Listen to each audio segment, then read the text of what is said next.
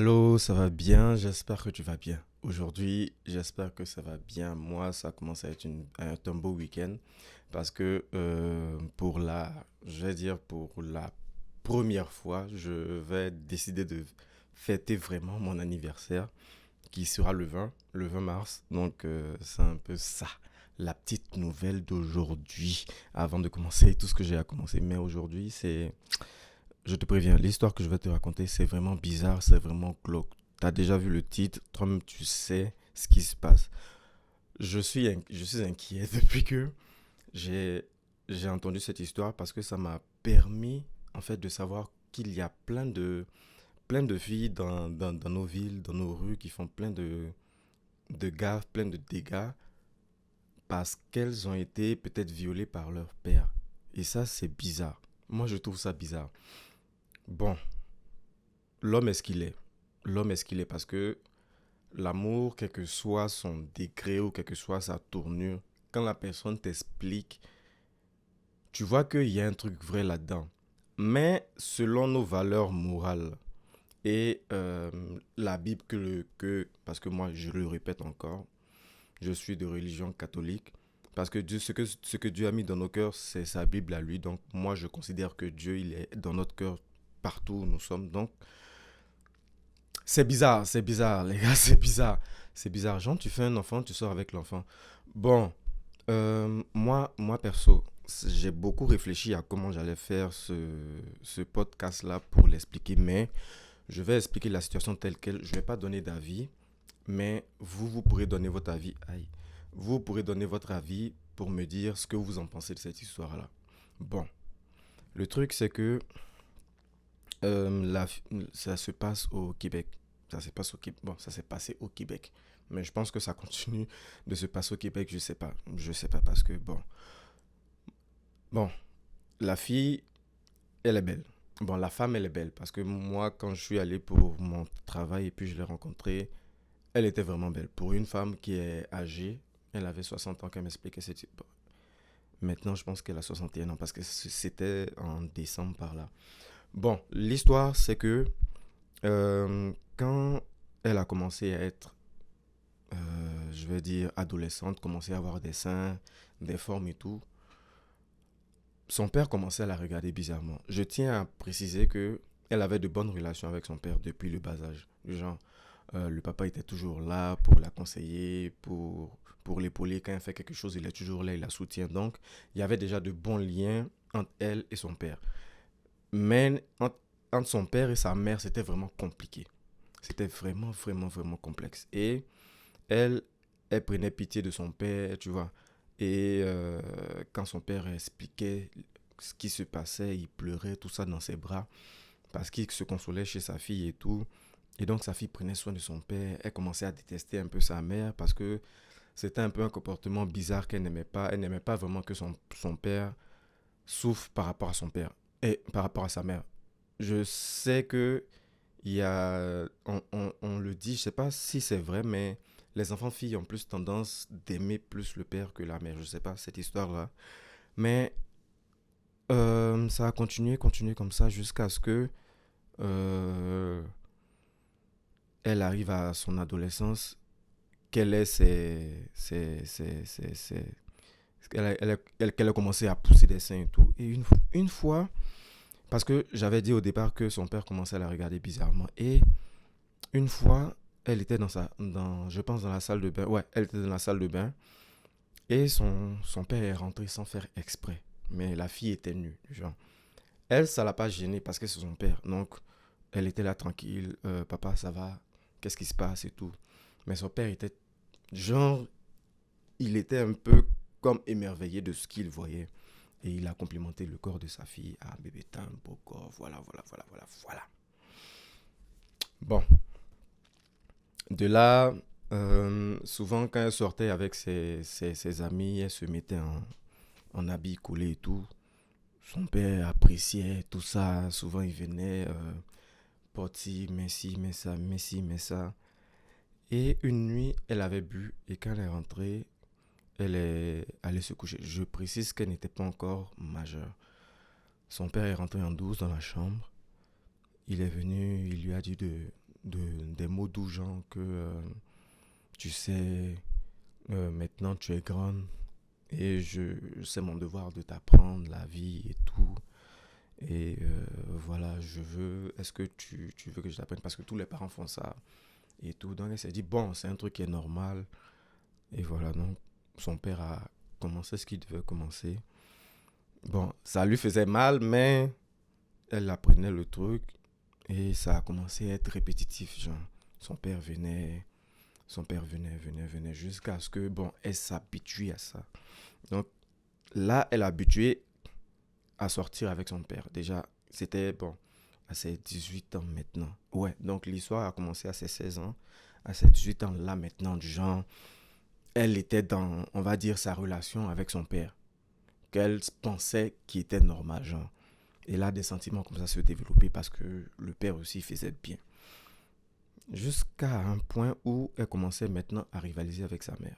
Parce qu'elle se disait, bon, à ce niveau-là, je pense que j'ai le même titre que toi. Parce que ce que tu fais avec papa, je le fais avec lui. Et ce qu'il ne fait même pas avec toi parce qu'il vient se confier chez moi. Donc, voilà, elle a commencé à jalouser la mère et tout. Commencé à un peu s'imposer. Ça a commencé à créer des conflits maintenant entre elle et la mère. La mère aussi, ça a commencé à créer un conflit. Bon, ça a continué à aggraver le conflit entre elle et son père. Et bon, son père aussi, ça augmentait la relation entre lui et sa fille parce qu'il venait chez sa fille pour avoir des relations et tout. Donc, l'histoire continue comme ça jusqu'à ce qu'une fois, elle regarde aux infos et puis elle voit une histoire du genre un père est sorti avec sa mère et tout, et avec sa fille et tout, et c'était une histoire d'inceste et tout. Donc, elle s'est renseignée auprès de ses amis pour dire, attends, voici l'histoire que je viens de voir. Est-ce que vous, Jean, qu'est-ce que vous pensez de ça? C'est là ses amis ont dit, non, c'est pas normal, un père ne doit pas sortir avec sa fille et tout, que c'est pas de bonne moralité, que c'est puni par Dieu, c'est puni par l'Église et tout.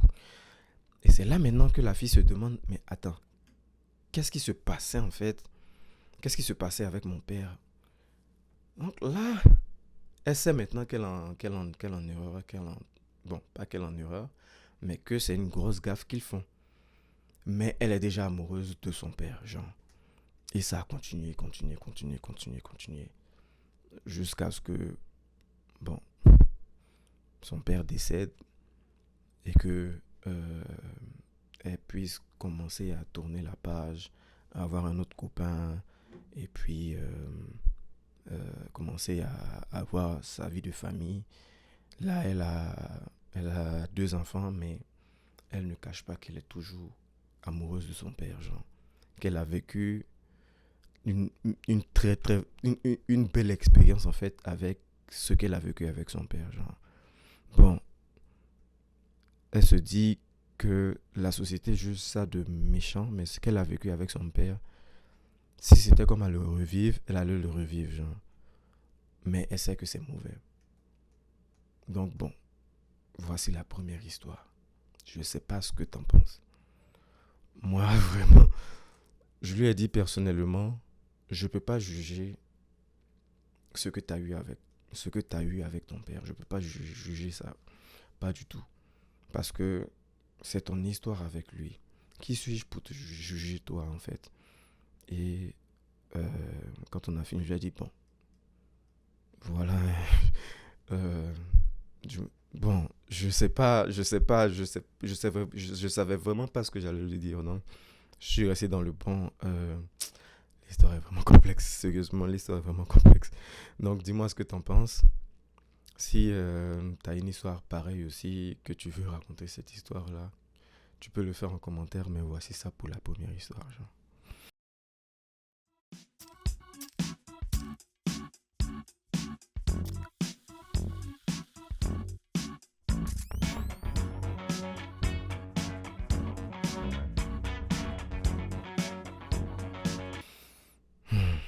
Bon, la, la seconde histoire, c'est que la fille est devenue lesbienne maintenant, genre lesbienne.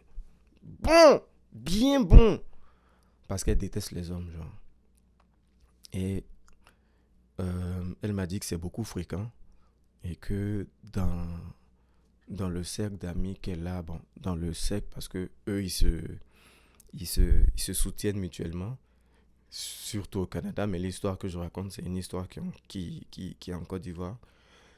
Mais genre, euh, son père l'a violée quand elle était petite. Son père l'a violée, son père la battait, son père battait sa mère. Et elle a eu ce...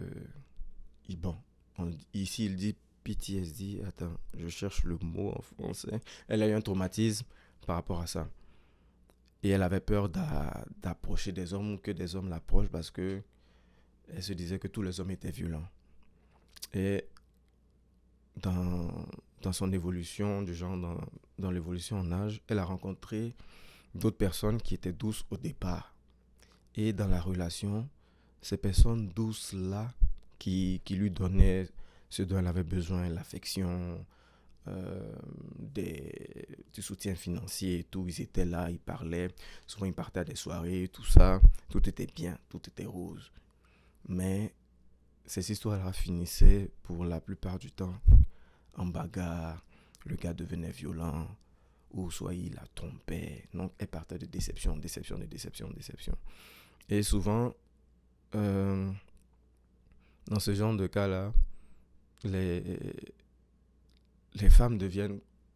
Bon, ce qu'elle m'a dit, c'est que la plupart des femmes deviennent comme dures dans leur tête parce qu'elles se disent tous les hommes sont des chiens. D'où ce qu'on entend partout, de partout, genre, partout, pour les gens canadiens qui comprennent l'anglais et le français. Les filles là le disent niggas and shit. Ouais, niggas and shit. Genre, tous les hommes sont des merdes dans ce sens-là. Mais euh, elle voulait se faire dans un style pour violer, ben, j'ai dit pour violer, pour s'imposer du genre, pour contrôler les hommes parce qu'elle se disait, bon, tous les hommes veulent du sexe, c'est juste ça qui les intéresse en fait. C'est faux. Mais genre, tous les hommes veulent du sexe et rien d'autre du genre. Donc, elle se disait, bon, elle pouvait contrôler ces hommes-là, les arnaquer, prendre de l'argent avec eux et s'en foutre quoi. Parce que il n'y a pas de quoi à aimer un homme parce que l'homme est ce qu'il est. Elle a vécu ce qu'elle a vécu avec des hommes. Je ne sais pas si tu vois un peu le contexte. Donc, elle est habituée à un type d'hommes qui sont violents et tout. Donc, pour eux, les hommes sont comme ci, comme ça. Ça continuait, continuait, continuait. Et elle s'est fait revioler encore par son père. Elle ne sait pas comment ça s'est passé, mais elle sait qu'elle était rentrée à la maison pour avoir une discussion directe avec son père.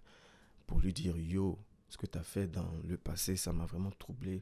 Voici ce qui m'afflige et tout. Et ça, si avec son père, elle a commencé à avoir la discussion avec lui. Il lui a donné du jus. Et c'est là qu'elle a fait le lien entre le jus, son sommeil et le viol, genre. Et elle avait voulu porter plainte, mais ses petites sœurs, il y avait toute une lignée derrière. Et si son père tombait, c'était comme si toute la famille allait vivre dans la triste pauvreté parce qu'ils étaient dans un bon mood en fait. C'était bien bon. Il y avait le chi. Voilà. Donc, elle a préféré se taire, mais elle s'est éloignée concrètement de la famille. Et elle s'est dit, mais à quoi bon, genre, à quoi bon coucher avec des hommes pour de l'argent? Ils n'en valent pas la peine. Ils n'en valent vraiment pas la peine. Parce que ce sont des animaux en fait. C'est juste qu'ils réfléchissent par leur sexe. Et donc elle s'est dit, bon, elle va commencer à aller voir avec les blancs et tout. Euh, Elle a essayé de tester. Elle a commencé un peu par les Marocains, les Libanais et tout. Violence. Euh, Souvent dans les soirées, elle se faisait souvent violer encore. Donc,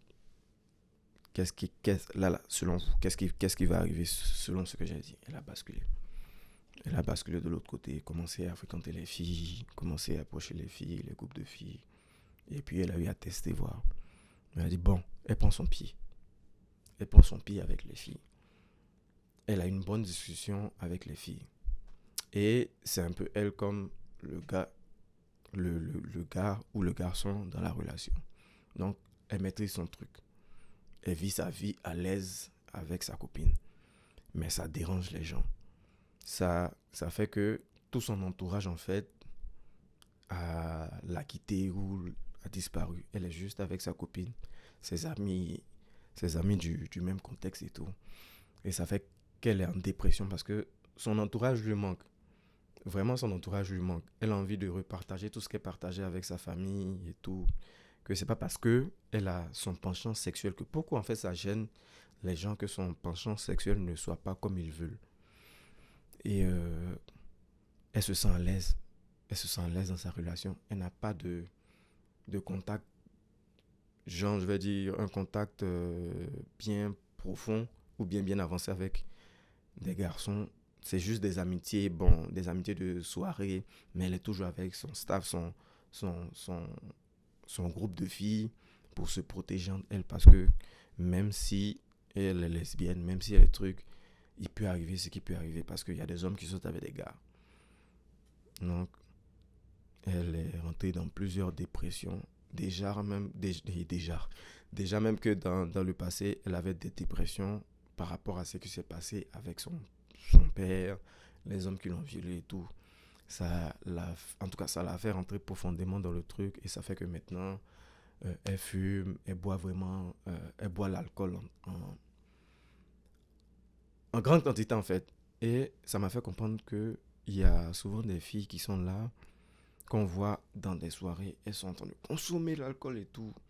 Peut-être c'est dans ces situations-là aussi, peut-être qu'elles ont besoin d'en parler aussi, mais c'est son vécu à elle qui est là. C'est ce qui s'est passé dans, dans sa vie, dans son cheminement de vie et tout. Bon, les gars, bon, les go, je sais pas ce que t'en penses en fait. Je sais pas ce que t'en penses. Dis-moi s'il te plaît ce que t'en penses. Si t'as des conseils par rapport à ça, dis-le moi parce que souvent on a tendance à juger les gens sans les connaître. On a tendance à dire tel, il a tel penchant, tel, il a tel truc, telle personne fait telle chose. Mais on ne sait pas vraiment pourquoi la personne fait cette chose-là. Bon, voici l'histoire qu'elle a. Encore une fois, je ne sais pas quoi en penser. Parce que c'est son vécu à elle. Je ne peux pas justifier ce qu'elle a vécu par quoi que ce soit. Elle a vécu ce qu'elle a vécu. Ça a donné ce que ça a donné. Elle est devenue ce qu'elle est maintenant. Mais c'est pas pour dire que c'est... Elle m'a dit que c'est pas pour dire qu'elle est une autre personne. Elle est toujours la même personne, mais seulement qu'elle a un autre penchant sexuel. C'est tout le problème qui a fait qu'elle a été rejetée de sa communauté, son église même, c'est bizarre, tout ça. Et elle se rend compte qu'elle fait la honte de sa famille, mais elle n'arrive pas à se débloquer dans la tête cette histoire, ce vécu-là. Elle ne fait pas confiance aux hommes. Et c'est normal. C'est normal. Moi, je pense que c'est normal selon son vécu. Mais dites-moi ce que vous en pensez. Moi, je sais pas. Je sais même pas ce que je vais penser de cette histoire-là. Voilà ça, oh. Voilà ça. Bon, je vais pas me préparer parce que ce soir, je dois aller dans un mouvement. Ça s'appelle le Shen Yun, si vous avez déjà entendu parler de ça. C'est un événement chinois, je sais pas si c'est chinois ou bien, bon, c'est un truc asiatique où les gars vous mettent dans je vais dire dans un mood immersif. C'est comme un opéra, mais en 3D ou en 4D de ce que j'ai vu dans les extraits et tout. Et bon, ça a l'air qu'il y a plein de contacts là-bas. Plein de contacts, les gens de Disney et tout. Donc, on va les tester, on va aller voir un peu ce qui se passe. Et je vais vous expliquer un peu ce qui s'est passé et puis tout le truc féerique et tout. Mais ça sera en podcast. Ça sera en podcast audio. Donc, voici les différentes chaînes où vous pouvez. Il y a Spotify, il y a Apple Balados, il y a Samsung Podcast. En tout cas, toutes les plateformes d'écoute podcast, vous pouvez m'avoir. Tapez juste mon nom, Tanon Emmanuel Yapo, en majuscule, par respect. Et, Et vous allez avoir la plupart des délires. Parce qu'il y a des délires que je fais là-bas, que je fais pas ici. Et il y a des délires que je fais ici, que je fais pas là-bas. Donc, c'est un peu ça. Passe une très belle journée, passe une très belle soirée, dépendamment de l'heure et de l'emplacement où tu reçois cette vidéo ou cet audio. Annie, tiens encore d'avoir écouté. Ciao.